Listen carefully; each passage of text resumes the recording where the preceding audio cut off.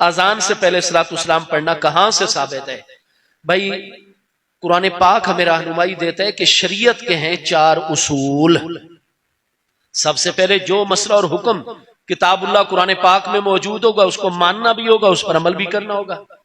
कुरान पाक ने बार बार अतीउर रसूल नबी पाक रसम की इताअत का हुक्म दिया है। लिहाजा नबी अलैहिस्सलाम जो फरमाएंगे या जो आप सुन्नत जारी करेंगे उसको मानना भी है, अमल भी करना है। तीसरा उसूल कुरान पाक ने दिया है, और भी बहुत मकाम है लेकिन वक्त थोड़ा है, मैं आपको एक मकाम अर्ज करता हूं। 5वां पारा सूरह अन-निसा आयत नंबर 115 में अल्लाह पाक का इरशाद गिरामी है, मैं युशाकिर रसूला मिन बाद मा तबय्यना लहुल हुदा व यत्तबि गैरा सबीलिल मुमिनीन नुवल्लिहि मा तवल्ला व नुस्लिहि जहन्नम व साअत मसीरा। तो यहाँ 5वें पारे सूरह निसा की आयत 115 में फरमाया यत्तबि गैरा सबीलिल मुमिनीन, कि जिस मसले के ऊपर मुसलमान उलमा मुत्तफिक हो चुके हो, इजमाई मसला हो, इत्तेफाकी मसला, अब उस मुत्तफक अलैह मसले को छोड़कर जो अलग रास्ता अपनाएगा नुवल्लिहि मा तवल्ला, कुरान पाक फरमाता है वो जिधर मुंह उठा के जा रहे हैं हम उसको जाने देंगे, अपने करीब नहीं आने, अपनी बारगाह का कुर्ब उसी को अता करेंगे जो रसूल अलैहिस्सलाम की मुखालफत भी ना करता हो और मोमिनीन के मुत्तफिका रास्ते से भी इधर उधर ना होता हो। ये मुसलमानों के मुत्तफिका रास्ते से अलग हो गया है, तो जिधर जाता है चला जाए, नुस्ले ही जहन्नम। लेकिन क्यामत वाले दिन घेर घार के इसको हम कलाबाजियां जहन्नम की आग में खिलाएंगे। तो जो मुसलमानों का मुत्तफिका रास्ता है उससे जो अलग एक नई बात लेकर आता है और उसको अलग करके चलता है, कुरान फरमाता है हम उसे अपनी बारगाह का कुर्ब भी नहीं देंगे और उसे जहन्नम में कलाबाजियां। लिहाजा इजमाए उम्मत, बहुत सारी आयात और अहादीस सैया में कि इजमाए उम्मत हुज्जत है।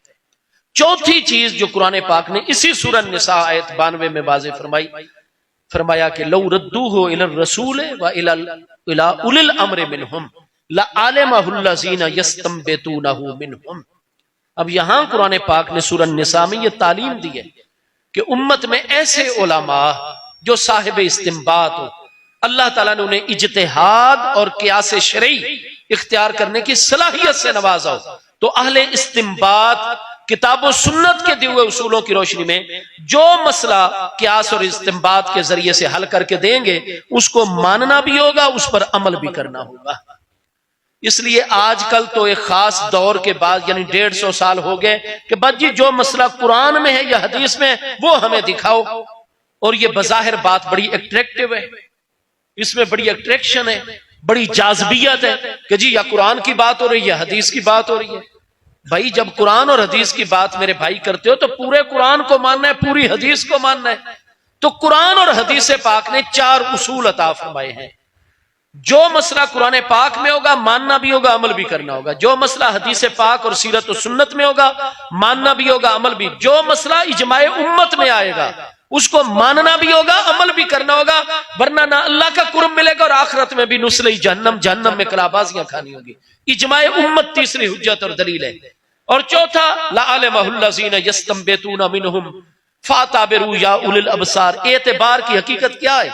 इस्तिंबात, कियास, इज्तिहाद शरई।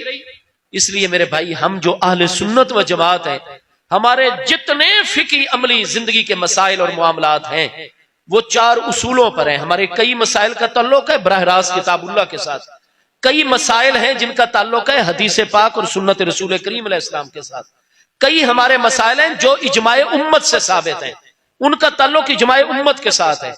कई मसाइल वो हैं जो इज्तिहाद शरई, कियास और इस्तिंबात के साथ ताल्लुक रखते हैं।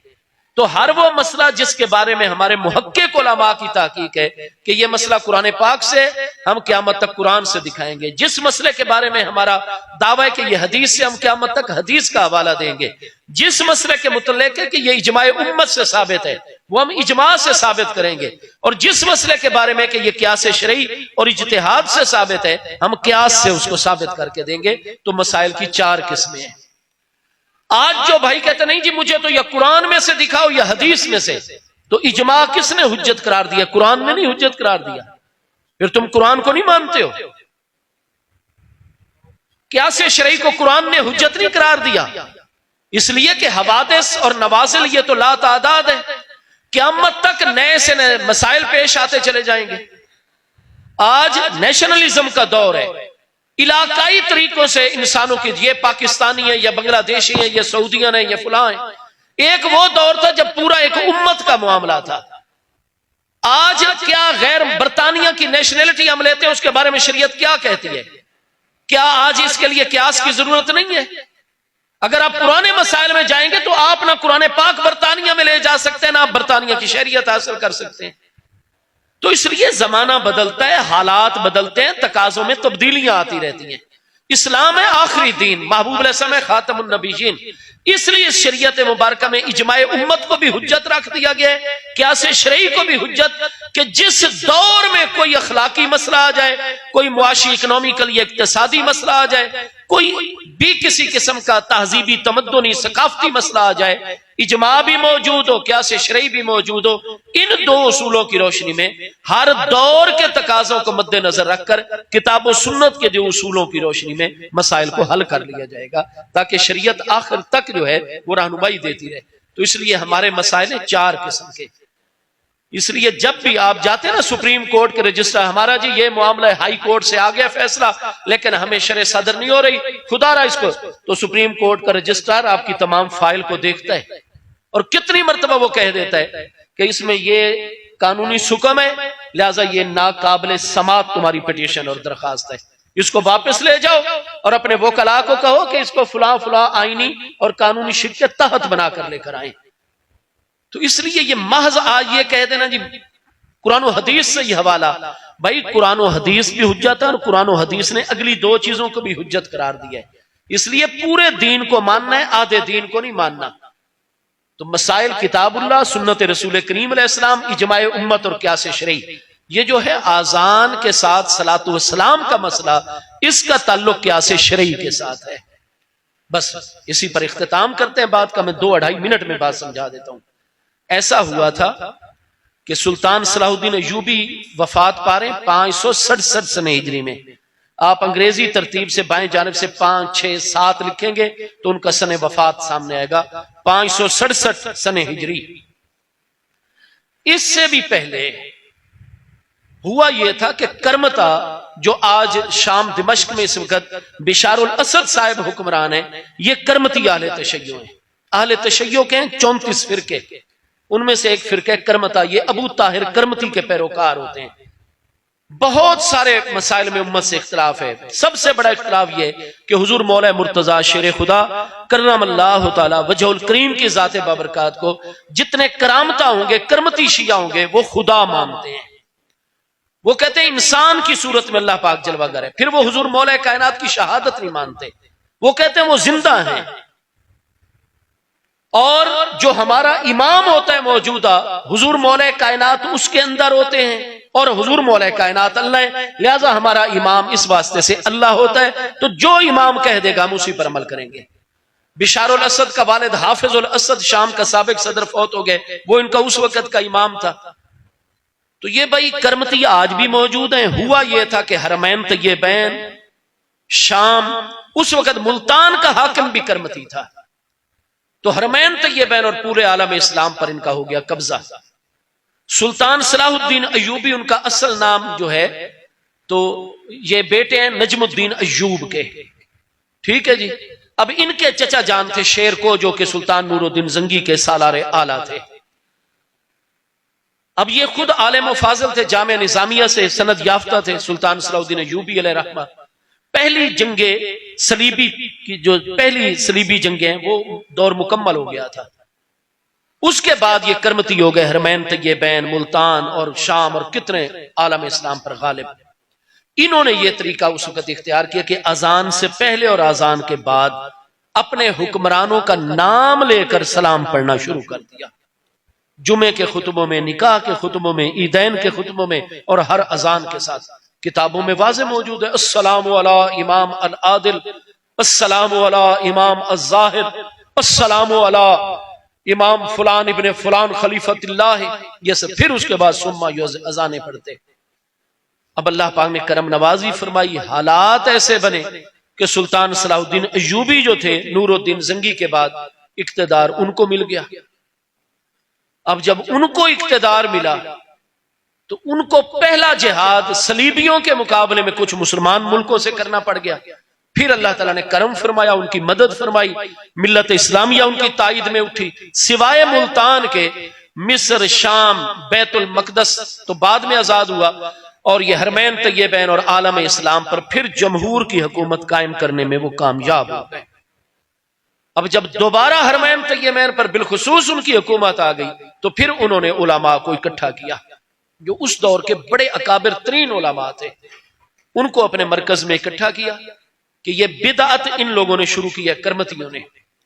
अगर मैं एक सरकारी ऑर्डर जारी करके इसको खत्म करता हूं कि सिर्फ अल्लाह अकबर से अजान शुरू करो, ला इलाहा इल्लल्लाह पर खत्म करो, तो ये करमती इसको मजहबी मामला अपना बना लेंगे। इनकी मदद में यहूद और नसारा तैयार खड़े हुए हैं, और ये होते हैं मुसल्ला ग्रोह। तो ये फिर बेचैनी पैदा करेंगे और कहेंगे मुख्तलिफ इलाकों में जाकर के मौजूदा हुकूमत हमारे मजहबी मामलात में मुदाखलत कर रही है, और लोगों को मजहब के साथ जज्बाती वाबस्तगी होती है, लिहाजा ये दोबारा मुसल्ला हो जाएंगे, यहूद नसारा इनकी मदद पे उतर आएंगे, और होगा ये मुसलमान शहरों में कि दूसरी सलीबी जंगों में हम बैतुल मकदस को तो क्या आजाद करवाएं, मिस्र और शाम बिलखुसूस फिर हमारे हाथ से निकल जाएंगे। और अगर ये इलाके चले गए तो बैतुल मकदस की आजादी, हमारा बेस कैंप भी खत्म हो जाएगा। लिहाजा ऐसी शरई सूरत निकालो कि इनकी बिदत भी खत्म हो जाए और ये इसको अपना मजहबी मामला भी ना बना सके।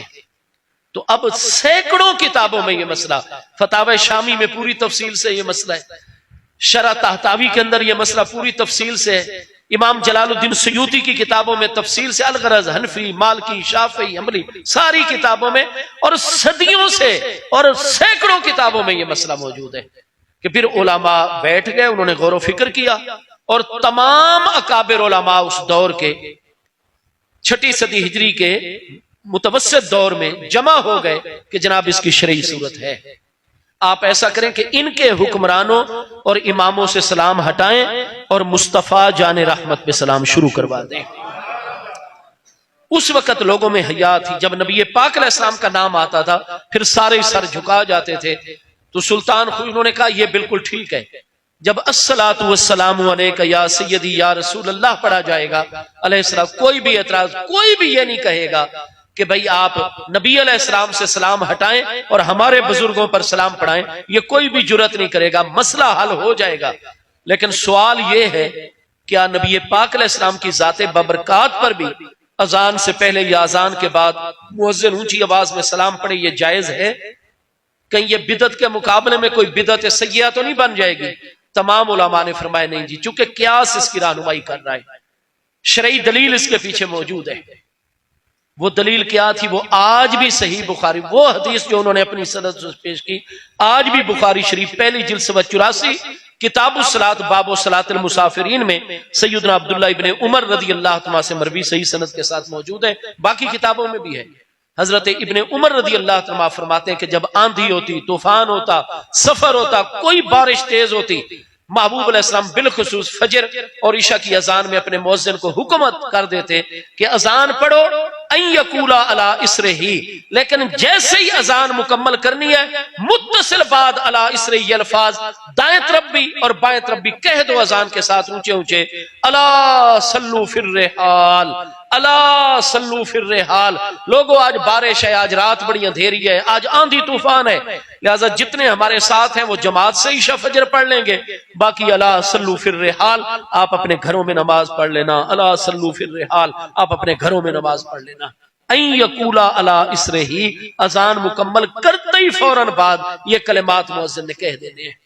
तो हुजूर अजान के बाद मुअज्जिन ऊंची आवाज में इस तरह के जुमले पढ़ दे लोगों को बताने के लिए, तो ये हदीस सही है।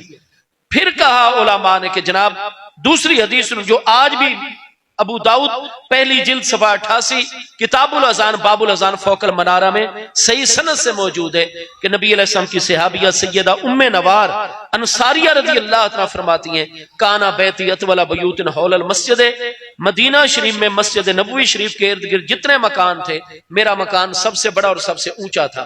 नबी अलैहिस्सलाम ने मस्जिद शरीफ से सीढ़ियां बनवा दी थी।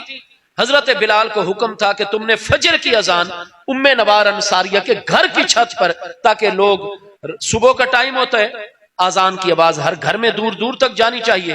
फरमाया हजरत बिलाल आते थे और उसके बाद उनका तरीका क्या था, वल्लाहि मा अलिमतु अन तरकहा लैलतन वाहिदतन यानी हाजिल कलिमात, अल्लाह की कसम हजरत बिलाल ने जब भी अजान फजर पढ़ी है पहले ये 3 दुआया जुमले पढ़े हैं, उसके बाद अजान पढ़ी है। अब ये 3 जुमले हजरत बिलाल ने कभी, हजरत बिलाल ने तो अजान ही नबी अलैहिस्सलाम की हयात तैयबा पर दी है। महबूब का विसाल हुआ, जब महबूब नजर नहीं आते थे आलम ज़ाहिरा में, हजरत बिलाल मगलूबुल हाल हो जाते, हजरत अबू बकर से इजाजत लेकर वो शाम चले गए थे। एक मर्तबा महबूब ख्वाब में मिले, दौड़े आए और अजान का हुक्म हुआ और महबूब नहीं नजर आए तो बेहोश हो गए। बात मुकम्मल कर दूं 1 मिनट में। अलगरज हजरत बिलाल वो कौन से 3 दुआया, अबू दाऊद और कितनी किताबों में हदीस हसन मौजूद है, आप आकर अजान कैसे पढ़ते, अल्लाह अकबर से शुरू, लेकिन उससे पहले 3 दुआया जुमले हमेशा पढ़ते। अल्लाहुम्मा इन्नी अहमदुका वस्ताईनुका अला कुरैश अन युकीमू दीनक सुम्मा युअज़्ज़िनुल्लाहु अकबर, अल्लाहु अकबर, अजान शुरू कर देते। इतनी ऊंची आवाज से ये 3 दुआया जुमले पढ़ते कि खवातीन घरों में सुनती हैं और उसको याद रखती हैं और ये कहती हैं कि अल्लाह की कसम कोई एक भी अजान फजर ऐसी नहीं जिसमें हजरत बिलाल ने अजान तो दी हो लेकिन ये 3 दुआया जुमले ना पढ़े हो। अल्लाहुम्मा इन्नी अहमदुका, अल्लाह पाक बेशक मैं तेरी हम्द बजा लाता हूं, वस्ताईनो का अला कुरैश, और कुरैश के बारे में तुझसे इस्तियानत और मदद तलब करता हूं। अन युकीमू दीनक, या अल्लाह तू तौफीक अता फरमा मक्का के सारे कुरैशियों को ताकि वो दीन ईमान ले भी और ईमान पर कामिल भी रहें, क्योंकि सारे अरब इनकी पैरवी करते हैं। अन युकीमू दीना का, जब सारे कुरैश ईमान लाएंगे रूए जमीन पर और जजीरा नुमा अरब पर बिलखुसूस तेरे दीन को कायम और गालिब कर देंगे। ये दुआया कलिमात पढ़ते, फिर उसके बाद अजान पढ़ते। अब इससे उलमा ने कहा जी हदीस सही और हसन से साबित है कि अजान से पहले 3 दुआया जुमले हों या अजान के बाद 2 अरबी में जुमले हों। अगर अमीरुल मोमिनीन का हुक्म हो जाए या फकीह वक्त का हुक्म हो जाए तो ये अजान में इजाफा नहीं होता, बिल्कुल जायज है, ये कियास है इस बात का। तो अल्लाह ताला ने सुल्तान को शरे सदर दी। आप ये फतावा शामी और बड़ी बड़ी जो किताबें, इनमें आप अजान के बाब में देख लें, वो सन भी लिखा हुआ है, वो तारीख भी लिखी हुई है और वो अजान मगरिब भी लिखी हुई है, जिसमें सबसे पहले अस्सलातु वस्सलामु अलैका या सय्यदी या रसूल अल्लाह व अला आलिका व अस्हाबिका या सय्यदी या हबीबल्लाह कहकर सलातु वस्सलाम पढ़ा गया। अब उलमा बाद वाले क्या थे, इमाम जलालुद्दीन सुयूती जैसे मुहक्किकीनों, अल्लामा शामी जैसे मुहक्किकीनों, अल्लामा सैयद अहमद तहतावी जैसे, शाफी, मालकी, हम्बली, हनफी, सब उलमा का हर दौर में आप जिस सदी की किताब उठाएंगे आपको हिंदुस्तान की किताबों में, अरब की सब में मिलेगा कि हाज़िही बिदअतुन सालिहतुन, हाँ जी, युजरू अलैहा फाइलुहा बेहुस्न नियत। इमाम सुयूती के अल्फाज हैं मिनल बेदाइल हसनतिल्लती युजरू अलैहा फाइलुहा बेहुस्न नियत। फरमाया ये है नया काम। नबी अलैहिस्सलाम के दौर में अजान से पहले दुआया कलिमात पढ़े गए, अजान के बाद आंधी तूफान के मौके पर जब जरूरत पड़ी मुअज्जिन ने कलिमात पढ़े। सलातु वस्सलाम के अल्फाज नहीं थे, लेकिन चूंकि नबी अलैहिस्सलाम के हुक्म पर पहले भी अल्फाज पढ़े गए बाद में भी, इसलिए जिस दौर में जरूरत लाहिक हो जाएगी, अगर अमीरुल मोमिनीन हुक्म दे या कोई फकीह वक्त हुक्म दे और मुअज्जिन अजान से पहले या बाद कोई कलिमात पढ़ देगा तो अजान ही रहेगी, अल्लाह अकबर से शुरू होगी ला इलाहा इल्ला पर, लेकिन उससे पहले या बाद में अरबी में अल्फाज पढ़े जाएं तो ये नाजायज नहीं है, बल्कि नबी अलैहि सल्लम के हुक्म पर कलिमात अदा किए गए हैं। फिर मुस्लिम शरीफ पहली जिल्द किताबुल जुमा में पढ़ेंगे, जुमेरात को बड़ी शदीद हजरत अब्दुल्ला इब्न अब्बास के दौर में खुलाफाए राशिदीन के भी शहादतों के बाद बारिश हुई, आपने जब जुमे की अजान हो लगी मुअज्जिन को हुक्म दे दिया कि आज मदीना तैयबा की गलियों में बहुत ज्यादा कीचड़ है, वाहल है, बूढ़े बुजुर्ग आएंगे, गिरेंगे, उनकी हड्डियां टूट जाएंगी, लिहाजा अन यकूला इंदल है अलाते, अजान पढ़नी है, साथ ही कह देना है अला सल्लू फी रिहालिकुम, अला सल्लू फी रिहालिकुम। लोगों कीचड़ बहुत ज्यादा है, हम जितने मौजूद हैं हम जुमा पढ़ लेंगे, बाकी जो नहीं आ सकते वो तकलीफ ना करें, अपने कपड़े खराब ना करें, खतरे में अपने आप को ना डालें, अपने घरों में जोहर की नमाज पढ़ लें। कुछ नए हजरात आए हुए थे, मुस्लिम शरीफ की यह हदीस पढ़ रहा हूं, उन्होंने तेज नजरों से हजरत अब्दुल्ला इब्ने अब्बास की तरफ देखा कि हुजूर ये आप क्या, लोग जुमा घर में पढ़ लें, जोहर घर में पढ़े और इधर ना आए। आपने जब देखा कि लोग नए हैं और मुझे हैरानी से देख रहे हैं, मुस्लिम शीम में अल्फाज है, आपने फरमाया मेरी तरफ तेज नजरों से ना देखो, इन कुल तो लहू, अगर मैंने मुअज्जिन को अजान के साथ ये कलिमात पढ़ने का हुक्म दिया तो फकद कालहू मन होवा खैरुम मिन्नी। जब इस तरह के हालात बनते थे तो जो मुझसे भी अफसल हस्ती थी हजरत उमर रदी अल्लाह तआला, वो भी इन हालात में अपने मुअज्जिन को कह दिया करते थे कि अजान के साथ ये कलिमात पढ़ दो ऊंची आवाज से। इसलिए उलमा ने क़यास से काम लिया। मकीस नबी अलैहिस्सलाम और हजरत उमर, हजरत इब्ने अब्बास की अहदीसें सहिया, इनमें है कि जब जरूरत हो अजान से पहले, अजान के बाद। तो चूंकि उस वक्त करमतियों का फितना खत्म करना मकसूद था, लिहाजा मुस्तफ़ा जाने रहमत पे सलातो सलाम शुरू हो गया और कुछ अरसे के बाद जंगे सलीबी हुई दुवम, और उसके नतीजे में 80 साल या 85 साल के बाद दोबारा बैतुल मक़दस मुसलमानों को अता हो गया अल्लाह की रहमत से।